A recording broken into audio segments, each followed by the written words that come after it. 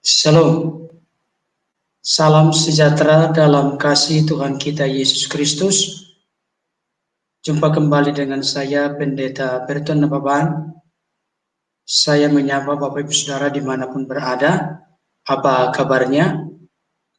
Saya berharap dan berdoa setiap kita tetap berkobar, bernyala dan bersemangat dalam mencintai dan mengasihi Tuhan. Dan jangan lupa bersyukur kepada Tuhan sebab Dia baik, bahwasanya untuk selama-lamanya kasih setianya. Bapak Ibu Saudara yang dikasihi Tuhan, saya akan kembali membawakan kebenaran firman Tuhan, tapi sebelumnya marilah kita berdoa. Bapa di surga, kami bersyukur Engkau telah menolong menyertai kami sepanjang istirahat malam. Terima kasih untuk hari baru, udara segar, nafas kehidupan, kekuatan, kesehatan yang Tuhan beri. Dan sebelum melakukan kegiatan hari ini, kami butuh firman-Mu menyapa setiap kami, biarlah Roh Kudus beri hikmat pengertian, agar kami dikuatkan, diteguhkan di dalamnya. Terpujilah Engkau Bapa yang baik, di dalam nama Yesus kami berdoa. Amin. Bapak Ibu Saudara yang dikasihi Tuhan, saya kembali akan melanjutkan membawakan kebenaran firman Tuhan, masih dengan judul yang sama, kunci mengalami mujizat, kuasa, dan pertolongan Tuhan. Dan kita sudah masuk ke bagian yang ke-9. Saya mendorong Bapak Ibu Saudara untuk berkenan menyaksikan dan mendengarkan kebenaran firman Tuhan di bagian pertama sampai ke-8, sehingga benar-benar memiliki pemahaman yang utuh dan lengkap tentang topik bahasan kita ini.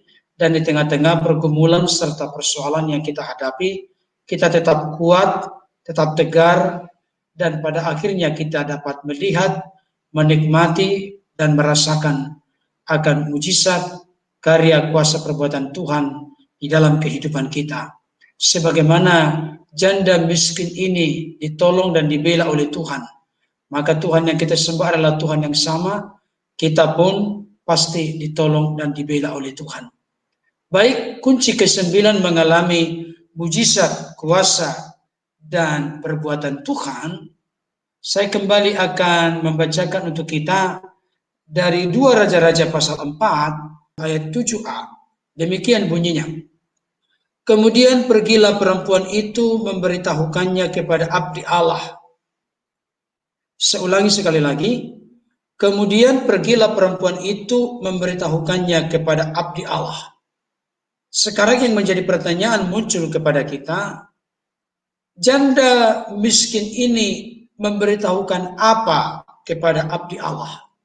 Tentu kalau kita melihat dan membaca dari ayat-ayat sebelumnya, ternyata saudaraku, bejana-bejana kosong yang diminta dan tidak terlalu sedikit dari para tetangga dari janda ini telah penuh, semuanya terisi dengan minyak. Ketika tidak ada lagi bejana-bejana kosong, maka minyak itu pun berhenti mengalir. Artinya Bapak Ibu Saudara, ketika janda ini sudah melihat, menikmati, mengalami karya, kuasa, mujizat perbuatan Tuhan, dia tidak memiliki hati yang melekat, berhenti di mujizat itu.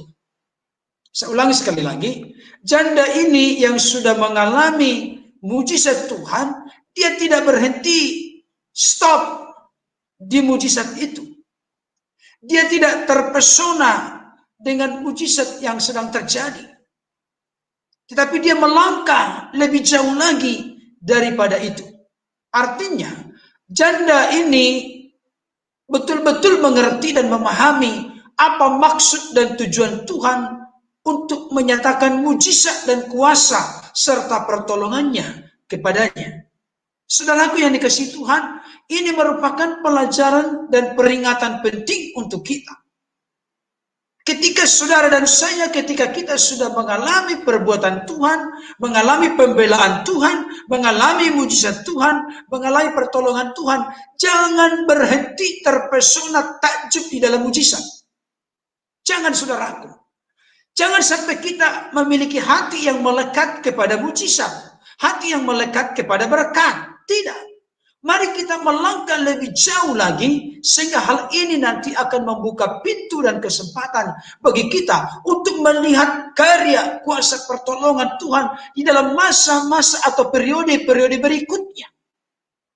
Kenapa hal ini perlu saya sampaikan? Karena banyak orang Kristen, saudaraku, setelah sudah menikmati karya kuasa pertolongan Tuhan, maka dia akhirnya bergeser hatinya dari Tuhan kepada mujizat itu.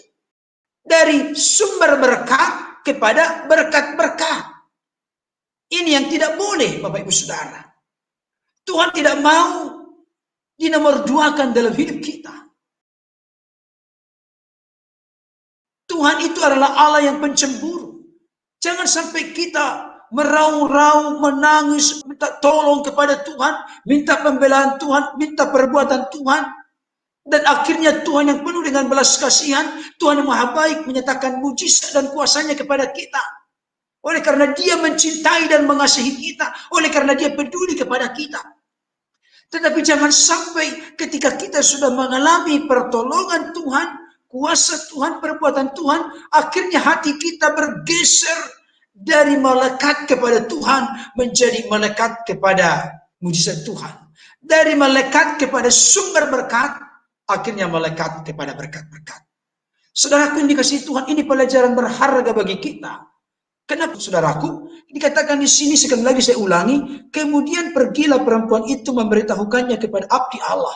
Ketika dia sudah mengalami mujizat Tuhan, di mana minyak itu penuh dengan bejana-bejana kosong, dia kembali kepada abdi Allah. Dia kembali kepada Nabi Elisa, memberitahukan tentang perbuatan Tuhan, karya Tuhan yang besar ini. Artinya, dia tidak lupa daratan, tidak lupa kacang pada kulit, saudaraku. Saya mau kasih tahu kepada kita saat ini, Tuhan berbuat perkara-perkara besar dalam hidup kita, pasti punya maksud dan tujuan. Bukan berhenti di mujizat itu, bukan berhenti di perbuatan Tuhan itu, tapi bagaimana supaya Tuhan bisa memakai kita menjadi alatnya untuk memperlebar kerajaannya di tengah-tengah dunia ini. Oleh karenanya, saudara, saya ingatkan kepada kita, ini kunci untuk kita terus mengalami karya Tuhan, perbuatan Tuhan dalam masa-masa berikutnya dalam hidup kita. Marilah tetap kita memiliki hati yang melekat kepada Tuhan. Marilah kita tetap memiliki hati yang melekat kepada sumber berkat.